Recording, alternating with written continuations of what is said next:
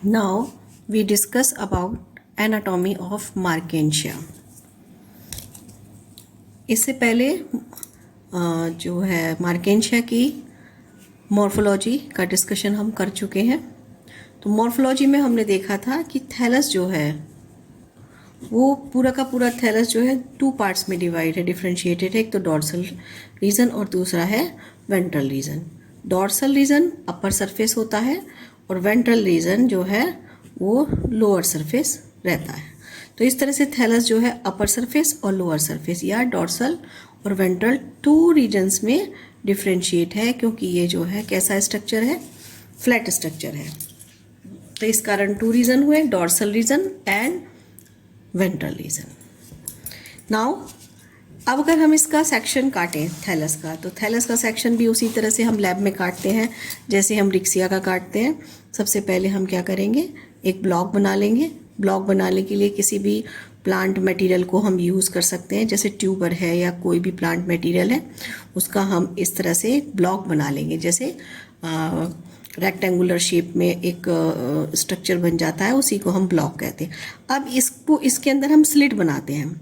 ऐसी स्लिट बनाते हैं जैसे कि बीच में से ऐसे समझ लीजिए इसमें एक हम दरार स्लिट बना देंगे और उस स्लिट के अंदर जो है हम थैलस को इंसर्ट कर लेंगे। जिस तरह से थैलस ये आ गया, उसी तरह से जैसे हमने रिक्सिया में किया था, इसके हम क्या करेंगे, ट्रांसफर सेक्शन काटेंगे।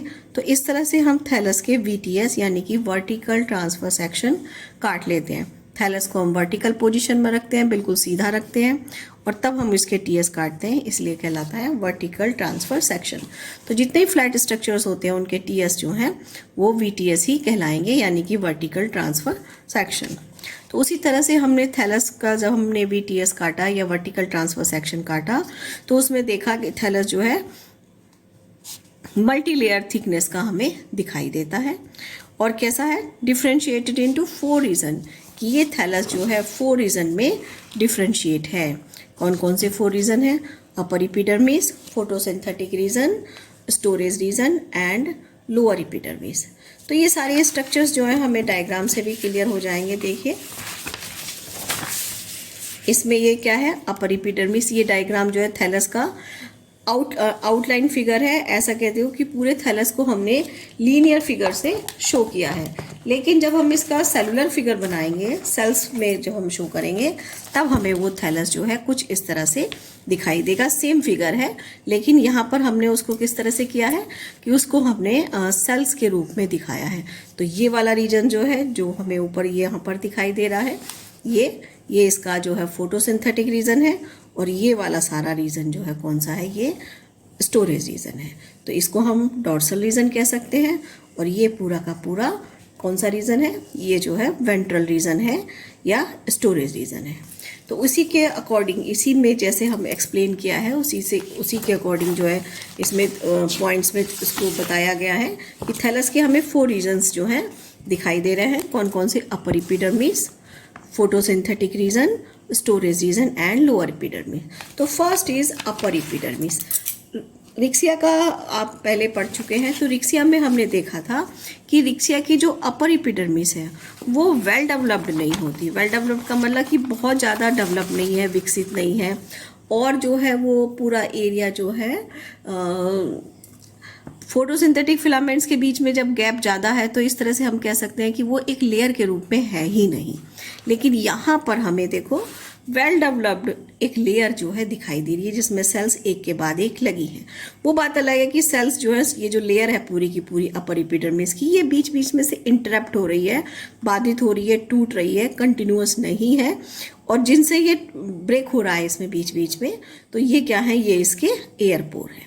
तो इस तरह से इसमें लिखा भी है, upper epidermis well developed and well differentiated, कि बहुत ज़्यादा डेवलप है और बहुत ज़्यादा विभेदित है, यानी कि क्लियर करके हमें यहाँ पर दिखाई दे रही है। लेकिन ये ऐसे कैसे है, क्योंकि ये जो है रिक्सिया के कंपेयर में यहाँ पर बताया कि रिक्सिया में इतनी डेवलप नहीं होती, पुअरली डेवलप्ड होती है, नॉट वेल डेवलप्ड और not well differentiated. But here in marchantia it is well developed and well differentiated.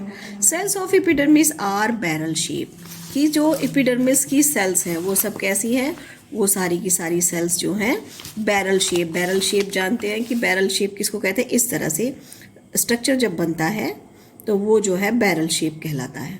तो ये कुछ राउंड सा स्ट्रक्चर बन जाएगा। तो इसके मार्जिन्स जो हैं इस तरह से जैसे ढोलक जैसी होती है उसी तरह की शेप ले लेते हैं, तो इसको हम कहते हैं बैरल शेप।